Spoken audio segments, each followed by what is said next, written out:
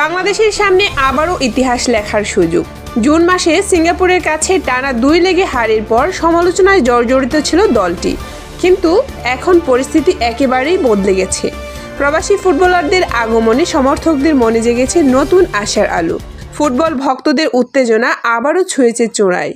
Asian কাপের স্বপ্ন টিকিয়ে রাখতে মাঠে নেমেছে হামজা জামালরা। বৃহস্পতিবার হংকংয়ের বিপক্ষে প্রথম লেগ খেলেছে বাংলাদেশ নিজেদের মাঠে। আর 4 দিন পর অর্থাৎ অক্টোবরের 14 তারিখে হংকংয়ের মাঠে অনুষ্ঠিত হবে দ্বিতীয় লেগের ম্যাচ। এই ম্যাচটাই বাংলাদেশের পরবর্তী ও সবচেয়ে গুরুত্বপূর্ণ লড়াই। বাংলাদেশ সর্বশেষ এশিয়ান কাপের মূল পর্বে খেলেছিল 1980 সালে।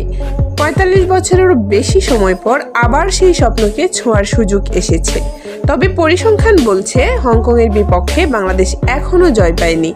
2 দল মুখোমুখি হয়েছে 4 বার, যেখানে হংকং জিতেছে 3 বার আর একটি ম্যাচ হয়েছে ড্র। এবার কি ইতিহাস বদলাতে পারবে লাল সবুজরা?